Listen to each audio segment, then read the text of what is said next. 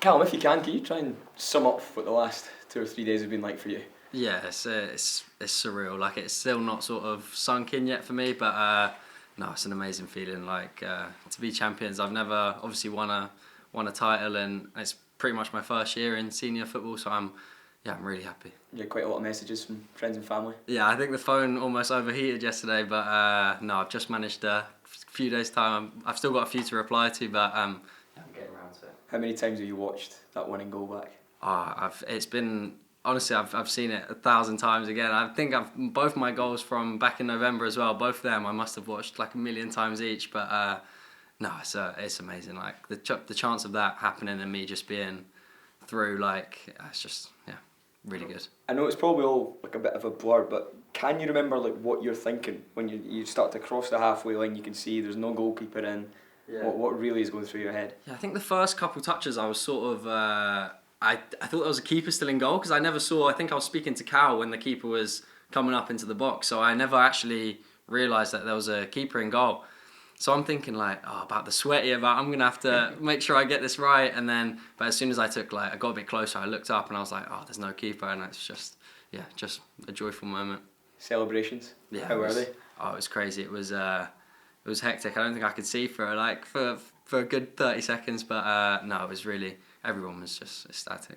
And did the boys enjoy the weekend thereafter as well? We have more celebrations away from there. Yeah, it was amazing. We had a little like sort of private function, and that was really nice place, and it was good to celebrate with everyone. You see a few of the staff probably feeling it more than the players, but no, it was really good to celebrate. What have the last few months been like for you? Because you have that amazing moment in the League Cup at Hampden, score the goal there, obviously play in Europe, get that injury, and then it all really just looks as though your season was coming to an end. What was it like? Yeah, it was tough. It was it's one of those you don't really prepare for that. Like I took me quite a while to actually like earn the chance to be able to play, and I feel like it got taken away from me within a week. So I had a sort of like best feeling of my life to the worst feeling of my life, and then it was like it's been sort of like a grind. The last 6 months it's been really tough, but sort of that thing. I was just speaking to the physios, and they've all been great with me, and it's just like 1% every day, and then gets me to this point where I'm feeling better than I ever have, and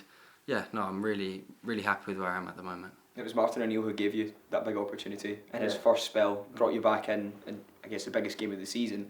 This time round, just how good has he been for your own development, even in that period when you weren't playing, you were injured as well? Yeah, no, he's been really good. He's been every day. I think every day when I was injured, he's asking me how am I getting on, how is everything, and it's what you need from a manager, just someone that sort of like is always there for you, doesn't sort of forget you're there, or like I always felt like a part of it, whether I couldn't give much to the team when I was injured, but I always felt like I was involved, and he made me like feel like I was meant to be here and stuff. So that's all you can ask from a manager. What is he like?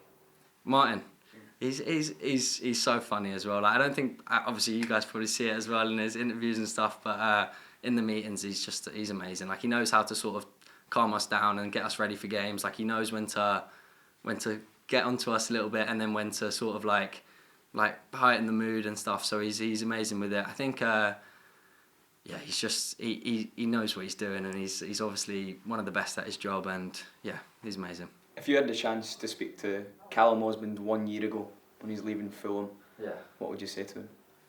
He wouldn't. He would he wouldn't believe what I'm telling him. But no, I'm glad that this year has been like a learning year for me. Like I've learned so much about myself and about professional football, and about just like the whole culture and how like demanding it is, and how like just that sort of stuff. Like this year I've learned so much about myself, and I'm sort of grateful in a way that I've had the season I've had. Obviously I would have changed the injury, but you can't, and I had to sort of learn, take the positives from that, and I feel like it's helped me. It's helped me having these goods and these downs as well. There's been a lot made of the pitch invasion as well, following your goal in the game at the weekend as well. How did you see it? What was going through your head when, I know it's obviously a moment of just pure joy for you, but when you see the fans come onto the pitch, were you scared at any point? No, never scared. Everyone's just like really happy, and it's just a joyful moment, isn't it? I think honestly, I don't blame them. I probably would have been one of them running on, but no, I think it's just a really happy moment, and I think it just gets gets the better of everyone. It's sort of like, yeah, it's just a really, really joyful moment. So what have you made of the reaction to it since then? Oh, I think ultimately it's just I think it's just a really like happy moment, and it's hard for people to. Sometimes it does go like it's happened before and it spills over. It will probably happen again in the future at some point. But I think in that sort of caliber of game, it's hard to not let the emotions get the better of you. So yeah, but it was a really happy moment. So I don't blame them. Obviously, with the assist for Maeda's goal, when you see the flag go off, what was going through your mind? Did you think, oh, hang on, maybe there was an offside? Yeah, I was really confused because I was thinking like, surely it's not me. I don't know if the camera's on me at that point, but I'm going like it's really tight. That's what I was saying to the linesman. Like I'm like, no way.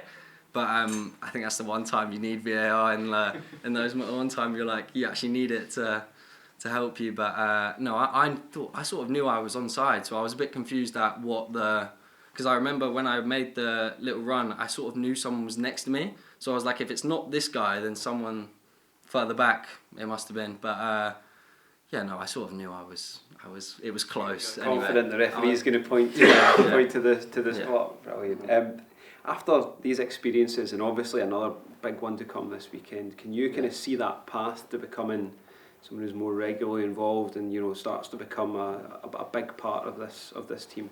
Yeah, I think that is the goal for me. Obviously, I would have liked to be more involved this year, but that's I said it's out of my hands. But I think that is the goal for me. Next year, I'd want to be more involved, sort of get my name out there a bit more, and try and make more of an impact. But yeah, I think that is the target for me.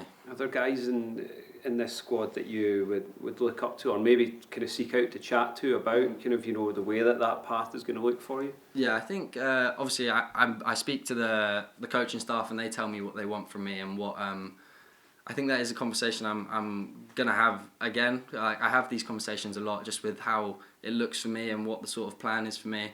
But to be fair, Daizen would be the guy that I'd speak to about like the on-pitch stuff, but sort of like my pathway stuff would be all the coaches. It's just a shame Daizen doesn't speak English, but otherwise I would be asking him a load of questions. What do you like most about the way that Daizen plays?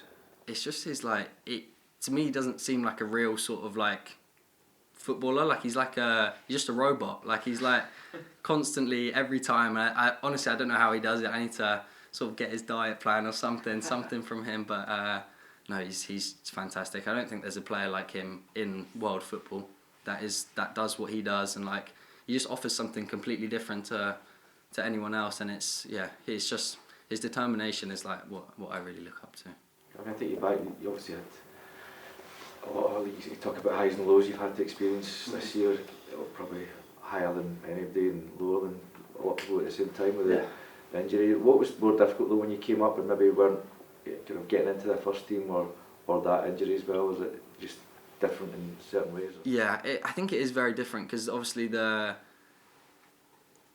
would have much rather have just done what I was doing at the start where I'm just training and then got the injury, because I don't think I really realised how tough being injured actually was until I was injured, and then it sort of makes you like emphasise with don't know the word, but you sort of empathise with all the players that are injured, and it's because that is my first injury. I never realised how tough it actually gets, but no, I think the injury was a lot tougher than not being able to play, because it was like, at least when I was like training and stuff and not making squads, it was sort of it was tough in a different way, but it's like at least you're fit and you're healthy to be able to offer what you can do, but whether you're not being chosen, it's out of your hands. But at least I was like fit and healthy. You talk about all the things you've learned this year with all the experiences.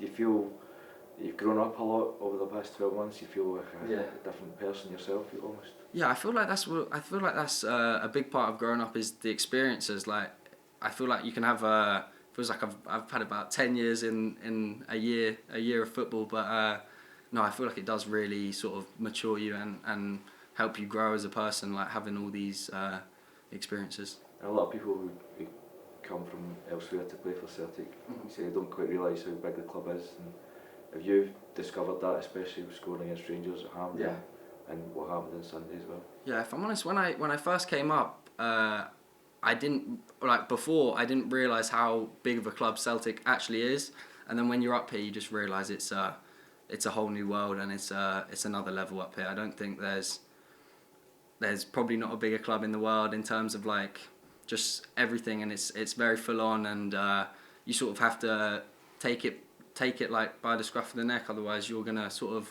like drown in a sense. But no, it's an amazing club, and it's I just love being there. Can I ask you? I don't know how many the rules are, but did you get a medal on Saturday? Did you get a medal? Or? Yeah. Has it been quite strange, like the difference for you personally? You speak about how big a club Celtic is. That do you get stopped in the street a lot for photographs? Is that something new you've had to? Yeah, that is something new. Like at Fulham, I don't think anyone really know me. Obviously, I wasn't quite in the first team properly, but no, I don't think it's the first ever time I've been stopped is when I came up here, and it was like the first day. But yeah, it is really crazy. Obviously, Celtic is massive in Scotland, and there's not many places we can really go without someone sort of noticing. But that is a good thing. Like obviously, that's what I wanted when I was younger, and it's what you grow up to want. So I'm really grateful for everyone that sort of stops me and says hi. Return to Hampden this weekend. How much would you like to have another decisive moment like you did against Rangers earlier this season? Yeah, it'd be stuff of dreams. Like I'd love to make another impact, and it's my job really. So that's what I'm gonna prepare myself. I'm ready, and I know I'm ready, and I've worked hard to make sure I'm in the best place possible. I've just got to recover now until the game, and then hopefully I get another chance. One of the big, I guess, side stories to the game itself that we've all been speaking about is the relationship between Martin O'Neill and the Dunfermline manager, Neil Lennon, who was manager here and was Martin's captain during his first spell. Do you get that explained to you by the boys? Has Martin told you about the story? Yeah, I actually saw Neil Lennon at the Celtic game the other day, and he shook my hand and said well done and stuff, and that I'm doing well and stuff. So he's a really nice person as well. So it's going to be, I'm not sure if it'll be awkward or if it'll be some sort of like it's a bit bittersweet, isn't it? Like the relationship, but we'll be obviously looking to win, and he'll be looking to win as well. So yeah, it should be a good game. Martin O'Neill's had such a big impact on your career already. Would you like to see him stay a little bit longer? Yeah, ultimately that's not up to me. I think that's probably in Martin's hands. But he's been amazing for us. Like you can't understate what he's done for the club, and he's sort of he's pulled us out and saved us and won us the title. So it's in his hands. He's fantastic, and it's up to him. If he's not to be manager, then would you sign the petition for a statue of him on the Celtic way? 100%. I'll be there. I'll build it myself. I'll be carving that at home. But no, he's fantastic.